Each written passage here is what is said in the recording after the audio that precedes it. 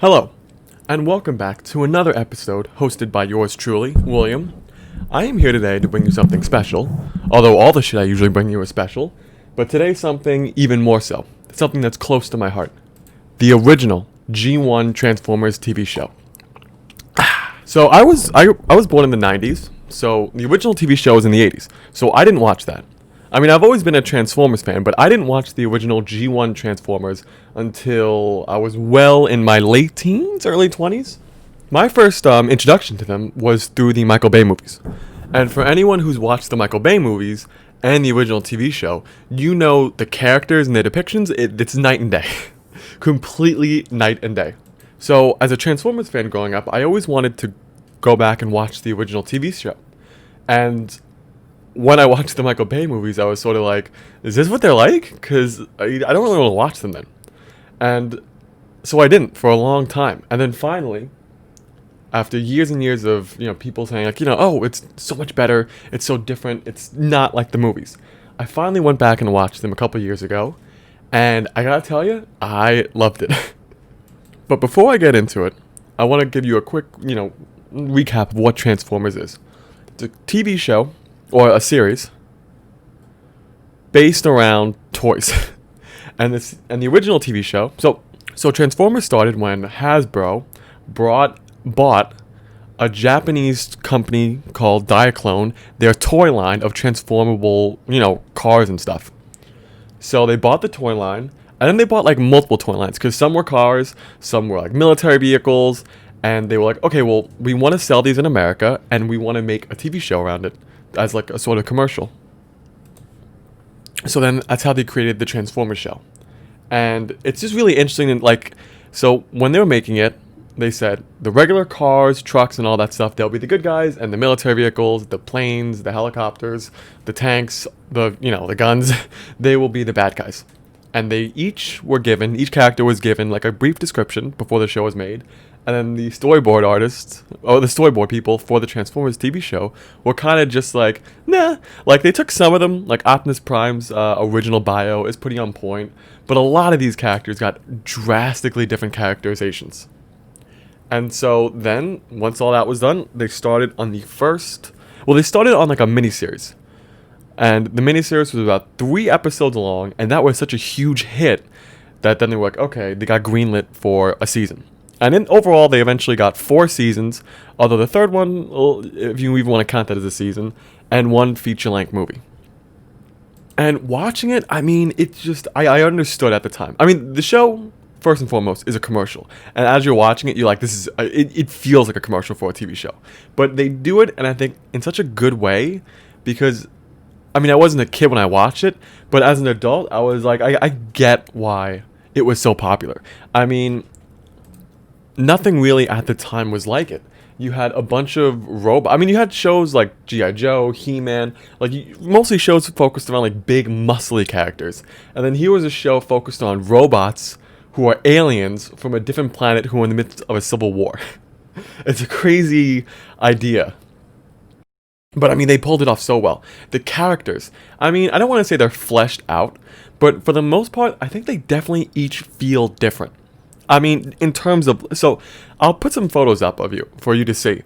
A lot of the characters in the show and the toy line, it's just that they bought one character. So I'll put up a photo of Starscream. Everyone is a Transformer fan, knows who Starscream is. However, you might not know, in the original TV show, they bought the toy who would later become Starscream, and they just were like, okay, well, we have to flesh out the villains. Like, we have to have multiple of them. So instead of making like multiple different toys and selling all of them, they just said, okay, well, we'll take Starscream and we'll just recolor him like 15 times. And so you'll have like a bunch of Starscreams in the background. And I think it's cool because honestly they look cool, but also they could have just stopped it there. But for a lot of these clones of them, they gave them personalities, like unique personalities that like have different wants and needs and powers. I mean, the main 3 are Starscream, Thundercracker, and Skywarp. Yeah. And then from there, they branch out to like a bunch of other ones that you'll see here. And even on the good guys side, on the Autobot side, good guys, you'll see like a lot of them, like Prowl, who's a police car. There's a lot of different versions of him. And Sunstreaker, there's a lot of different. So like they have like honestly, each side has like for the most part maybe like a handful of actual unique designs. But out of those 5, they have like each side has like a legit army almost. I mean, in the show, I gotta say, I gotta give them props for it. They are juggling maybe like 30 plus characters on both the good and bad. I keep saying good and bad on the Autobot and Decepticon side. I mean, there's a lot of characters, and maybe not all of them are as fleshed out as you want them. I mean, it's a stupid kid show, but they give them for the most part time. Like every character, no matter how insignificant, has at least one episode where they're kind of the focus. Like, I was generally surprised. Like, it's not always Optimus Prime, Megatron, Starscream, Bumblebee. Like, a lot of these characters are given episodes in themselves. And sure, some of them are more silly and kind of useless to the overall plot, but they're still, like, it's still interesting. Like, it's still fun to watch. And I think that's the part of this that works, is that it's just a fun show, but it's different. And each episode is kind of different. But if I'm going to talk about the good, I'll also talk about the bad. The show sometimes can feel like a mess. Its plot is all over the place. And even from a marketing standpoint, some of it is like really crazy. So they didn't just buy Diaclone, the toy line from that. They bought, once the toys and everything started selling so well, they bought multiple toy lines from different companies, which was a problem. Because Diaclone was like, hey, we don't like, so it's also airing in Japan. And Diaclone is like, hey, we don't want you buying and using other toys from different companies because then we can't sell them here. Other companies can sell them. And so we can't make money off it. So I'll put up an image of a character called Jetfire, who was later called Skyfire, who it's insane at the look. So you see the toy, and the toy was later turned into this character in the show. And they are completely different designs. Like, insanely different, because the original toy is from something called, I think, the Macross series, and then they're like, so we're going to put him in the show, but we're not going to have him look like himself. So he's in the show in a different variation of what he looks like with a different name. And so they had to stop selling him because they couldn't sell the toy, because then a different US company bought the rights to the Macross TV show. And they were like, hey, you can't sell Macross toys even though you license it as something else. So then they had to write him off. And then so for a couple of episodes, you had a character who's a rework of a toy with a name that's a rework of a different name, but also it's a toy for this show. But at the same time, there's a different show using that toy model. I mean, it is a mess when it comes to certain toys. And you're like, how did they get this character designed from this toy? They don't even look alike. I'll show you a photo of Ironhide. I think it's Ironhide, yeah. His toy, he doesn't even have a head. His character in the toy line is supposed to be like a mecha that a human uses. So it's just like a screen with a seat for a human. But then in the show, it's like, no, well, he has to be a robot with a head. So like the toys sometimes don't even match the actual characters in the show. Like, I couldn't even imagine in that time, you go, hey, you're a kid. You're like, Mom, I want to buy the Ironhide toy. And she goes to the store and you're like, here he is. And you get him out and you transform him and you just go, it's a pair of legs with a seat on top of it. What is this? It looks nothing like the toy. So it's just crazy when it comes to like how they got the designs of some of these characters. The physics of the world don't even make sense. You have like giant robots turn into little stereos and handguns. Sometimes you have robots who they're inconsistent on how big they are in the show. So sometimes you'll have a robot, and like I think Bumblebee is a good example. Sometimes Bumblebee is like 8 feet tall, like he's a little bit taller than a human, and then sometimes he's giant.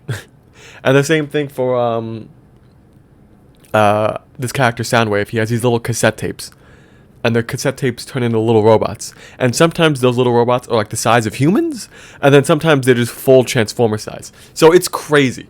Also, something really stupid, all the characters just fly.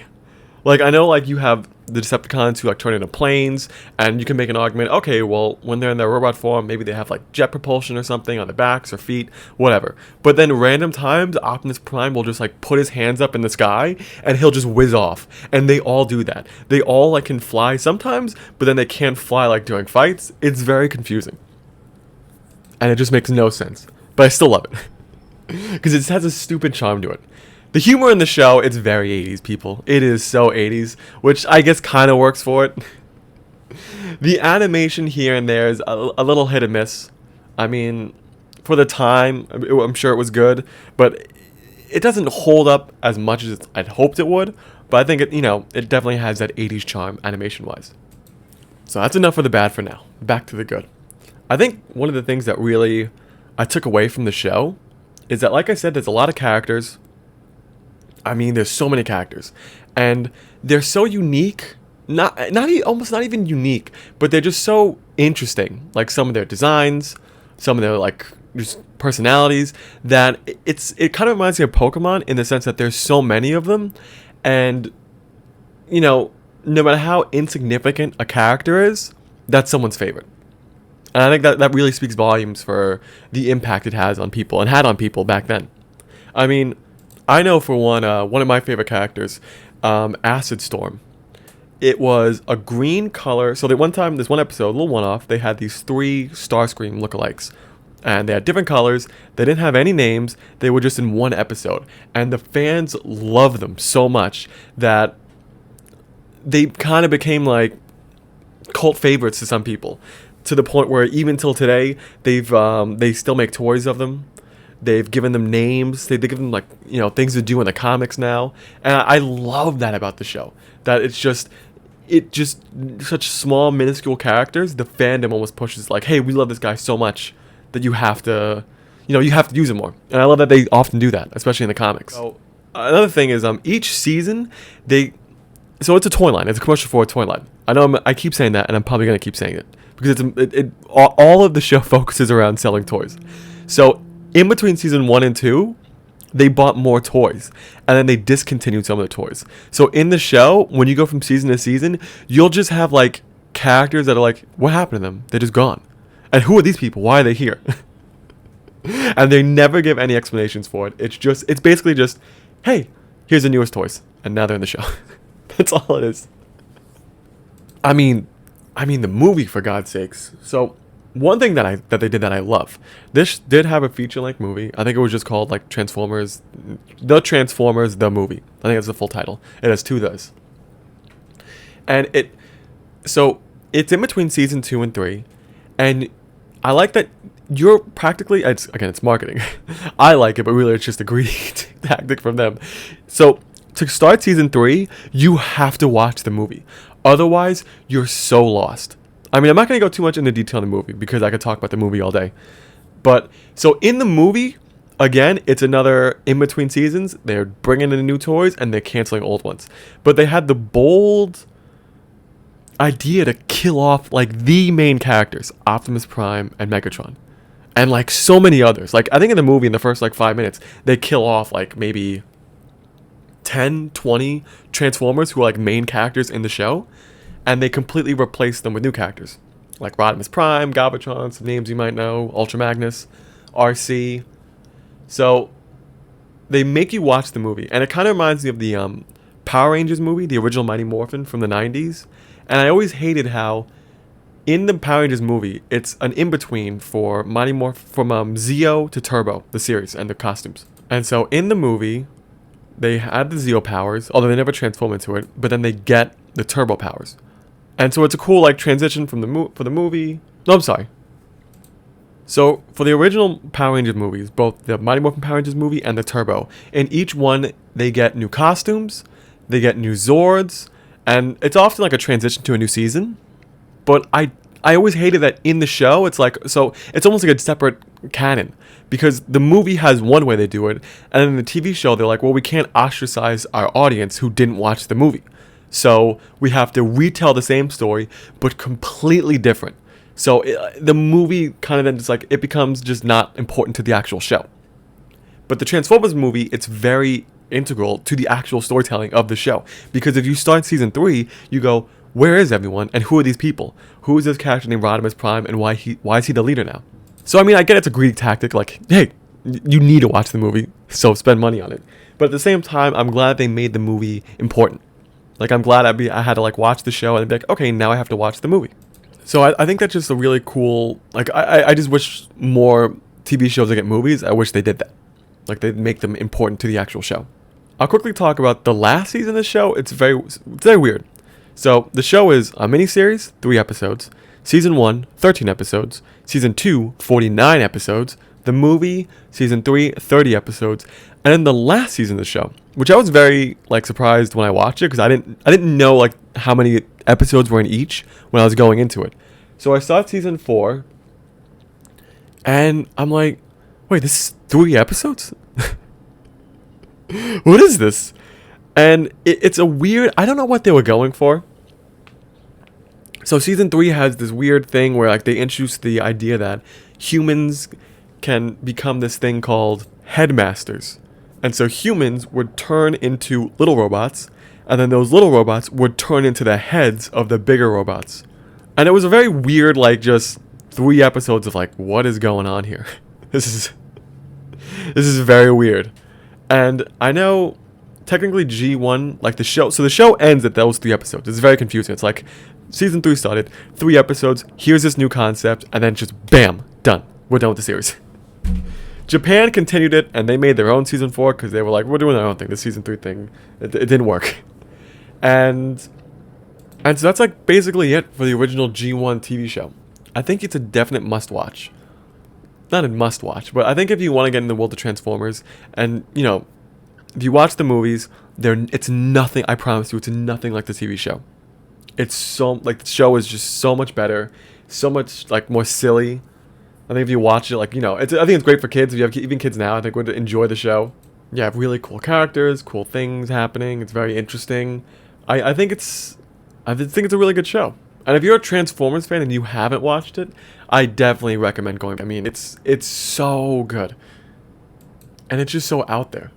Like the movie, I will say it does focus a lot on the humans in the early parts. Like, it's a lot of humans doing stuff, following humans. But as it goes on, it kind of branches away from that more, and it becomes focused on the actual, the Transformers. I mean, there are times, season 3 especially, there's a lot of time spent in space, which is actually pretty cool. Like, they visit, like, other alien species. It's really, season 3 is a really good one. My favorite season. But yeah, definitely go and watch it. And I want to thank you all for lasting this long. Oh, before I go, I have to talk about this quickly. The early seasons of Transformers, a lot of humans want to bang them. It was very weird. Like, there's a few times when women want to marry them and get, like, just... There's this one episode where the Autobots go to a club in, like, New York City. They just go to a club and they're like, they're on a mission because it's a Decepticon club, and I don't remember it off the top of my head the whole story, but it was very crazy. And they're in the club and they're trying to be undercover. I don't know how. It's the giant robots in the club, and they're trying to be undercover. And these women come over and they're like, "You guys are Autobots, right? Want to dance with us?" And they start dancing, and they keep, like, trying to get them to go back to their rooms. And I'm just like, how does that work? Like, what do you want them to do? I don't know what they want them to do. I know the implications. Also, quickly, last thing. Amazing moment. Not amazing, but very funny moment where Ravage is, like, Puma jumps into a disabled kid's window, and the kid's in a wheelchair, and he just chucks the kid out the window, wheelchair and all. It was a funny scene. Maybe I'll, like, see if I can play a clip or something, or a photo. And so that'll be all for this. I want to thank you for sticking around. Check out other content. We're doing a lot of great stuff here. And yeah, that's all. I'm out.